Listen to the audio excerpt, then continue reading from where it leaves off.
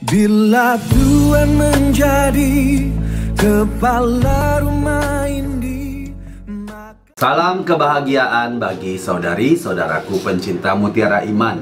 Sebagai orang tua, jika ada satu pelajaran yang saya pelajari berulang-ulang kali selama bertahun-tahun ini adalah bahwa Tuhan memiliki banyak hal yang Dia ingin saya ajarkan kepada anak-anak saya.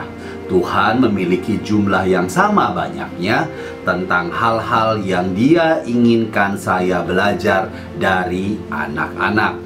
Yang menjadi pertanyaan adalah hal-hal apakah yang akan sama-sama kita ajarkan atau pelajari? Mari kita pelajari bersama. Dalam Injil Matius 12 disebutkan, siapa ibuku dan siapa saudara-saudaraku? Lalu katanya sambil menunjuk ke arah murid-muridnya, ini ibuku dan saudara-saudaraku. Sebab siapapun yang melakukan kehendak Bapakku di sorga, dialah saudaraku laki-laki, dialah saudaraku perempuan, dialah ibuku. Setelah membaca bagian itu, kami membahasnya bersama sebagai sebuah keluarga. Dan anak-anak saya sampai pada kesimpulan berikut. Kami perlu mematuhi Tuhan untuk berada dalam keluarganya. Sederhana, namun sangat dalam. Tetapi kemudian, mari kita membaca Injil Markus bab 3. Siapa ibuku dan siapa saudara-saudaraku?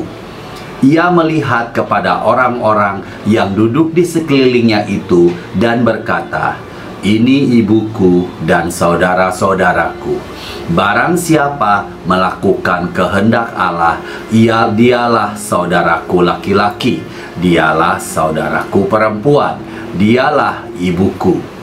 Itu bukan kesalahan ketik atau salah salin. Itu adalah kutipan yang persis. Tapi kali ini dari Markus 3, bukan dari Matius 12. Artinya, cerita yang sama hanya diceritakan di dua tempat yang berbeda.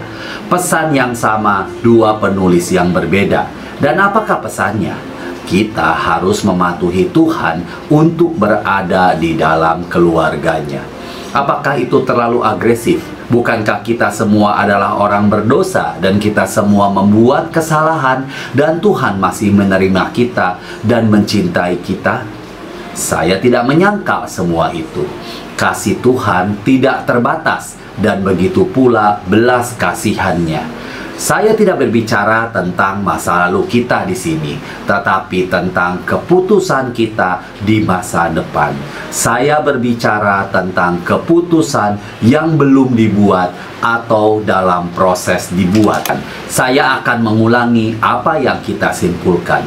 Kita harus mematuhi Tuhan untuk berada di dalam keluarganya. Bayangkan seorang anak laki-laki yang menolak untuk mendengarkan ayahnya dan menolak semua yang ayahnya minta. Sang ayah berkata, "Nak, pergi ke sekolah." Dan anak laki-laki itu menolak dan putus sekolah. Dapatkah Anda mengatakan bahwa anak laki-laki itu adalah putra sejati bagi ayahnya? Jelas anak laki-laki itu memilih untuk menolak menjadi anak dari ayahnya. Ya, secara biologis dia masih anak laki-laki, tetapi tidak lebih dari itu. Dia perlu mendengarkan ayahnya untuk mendapatkan kembali kehidupan sebagai anak yang sejati. Hal itu sama dengan Tuhan. Apa yang membuat saya berdiri sebagai anak Tuhan bukanlah biologi atau warisan ataupun bagian daripada pemberian luluh. Yang membuat saya menjadi putra yang maha tinggi adalah bahwa saya patuh pada pimpinan rohnya. Jika roh Allah bukan bagian yang aktif dalam hidup kita, memimpin dan membimbing keputusan harian kita, lalu bagaimana kita dapat menganggap diri kita sebagai anaknya?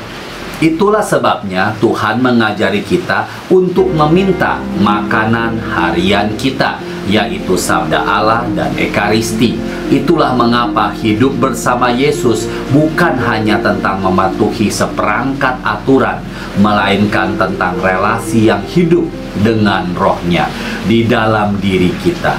Itulah mengapa kita perlu menyediakan waktu untuk berkomunikasi dengan Tuhan secara teratur dan konsisten. Mengapa?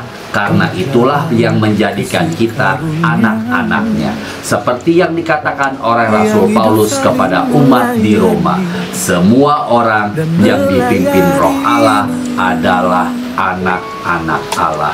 Tuhan Yesus memberkati. Salam sehat buat kita semuanya.